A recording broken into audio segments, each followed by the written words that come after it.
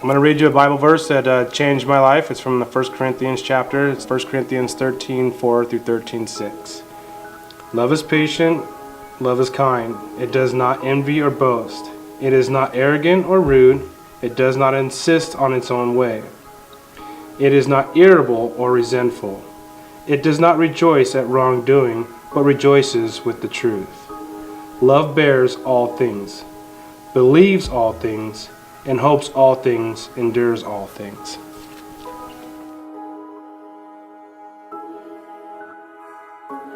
This verse alone changed my life to the point where I wanted to find God more.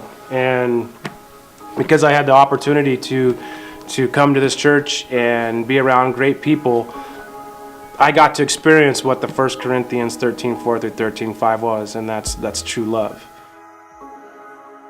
At 19 years old, I was looking for love and doing things completely on my own, and at which point in time, I started smoking and becoming an addict of, substance abuse.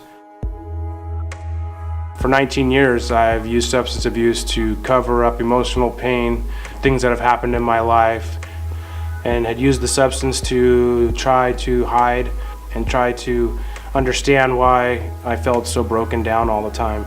To use it even to try to understand why things even happened in my life. I never got it.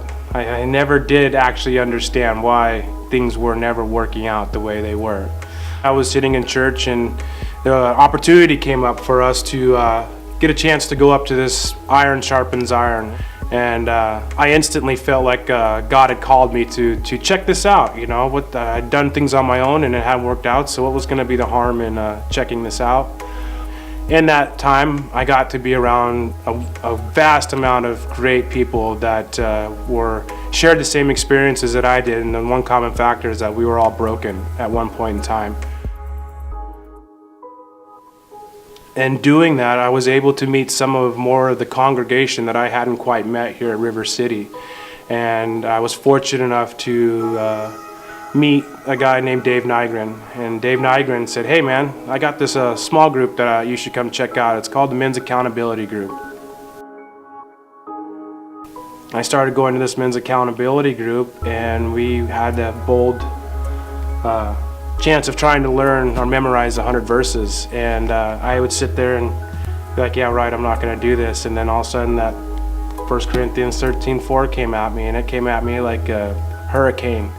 God wanted me to know that verse because for so many years growing up without a mother and growing up adopted and not feeling like I was worthy of a love, wanted to let me know that I was, and that this is what he wanted me to do or how he wanted me to love, and that fact that he'd always been there. It was amazing how open and accepting that they were.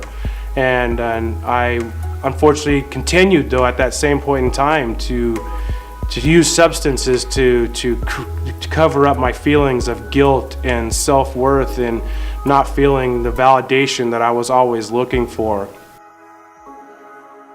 Unfortunately, I committed an atrocity to myself as well as loved ones, and I had to go to my men's accountability group and be accountable for that.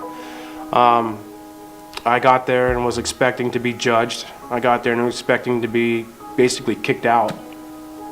And I sat there and I told everybody full-heartedly what had happened, and instead of that, they practiced truly the love of the 1 Corinthians, and they put me right in the middle of that group, placed their hands on me, and they prayed and they prayed, and it humbled me so much that I brought me to tears. I sat in the middle of the group and I cried, and I cried out profoundly to God to please forgive me for my transgression, and I needed for him to enter my life in a way that was so impactful that he would never leave again. And he did. For years he kept trying to nudge me over, and he finally basically had to take out the whipping stick, as I call it, and say, here I am. And when he did that with me, I saw it was true. And I got that feeling of pure joy after that experience of what love is all about. Jake Taylor pulled me aside and said, hey bro, let me tell you something. And he shared about 5 minutes of his testimony of how Christ had worked in his life.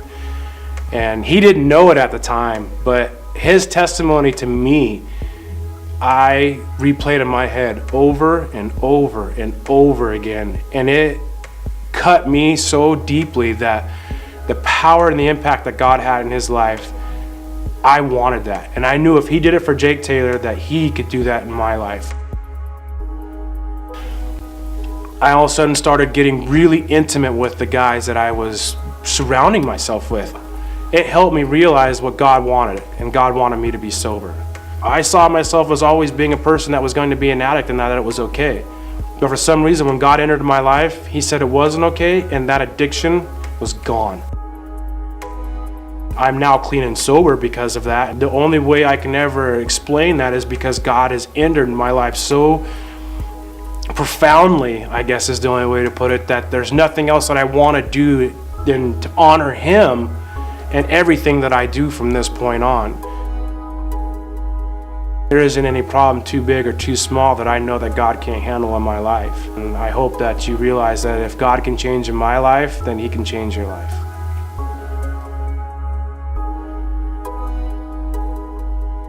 My name is John Robles, and my life will forever be changed.